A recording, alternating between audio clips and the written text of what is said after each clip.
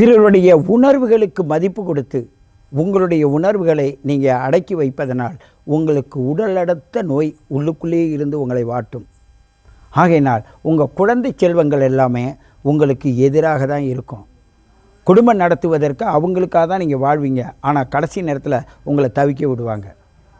ஏன் தவிக்க விடுவாங்கன்னா அவங்களுக்கு அறியாமை. உங்களை பற்றிய பற்று பாசங்கள் இருந்ததெல்லாம் அந்த ஒரு பருவநிலை வரும்போது அறியாமையில் அவங்க சிக்கி உங்களுக்கே நீங்கள் வினை வச்சுக்கிட்ட மாதிரி நீங்கள் ஒரு நம்பி ஒரு சொத்தன்னா பிள்ளைக்கு எழுதி வச்சுருவோன்னு எழுதி வைப்பீங்க. கடைசியில் என்னென்னா அது சாப்பாடு போடாது திருத்தி விட்ரும். இப்படிப்பட்ட நிறைய பேர்களை நான் பார்க்குறேன்.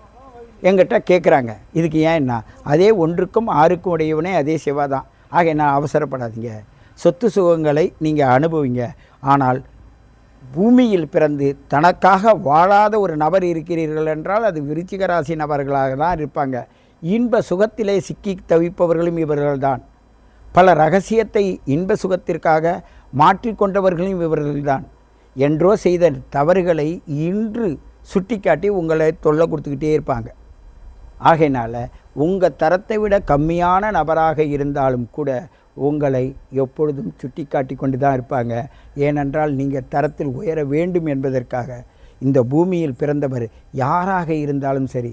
ஒரு கரும்பு எடுத்துங்க, கரும்பு மேலே அது சோலை அதோடைய இது இருக்குது, அதை உரிச்சிட்டு நீங்கள் கரும்பை வெட்டிட்டு பாருங்கள், நல்லாயிருக்கும். அந்த தோலையோடு நீங்கள் வச்சிங்கன்னா உங்களோட வாயை கிழிச்சிடும்.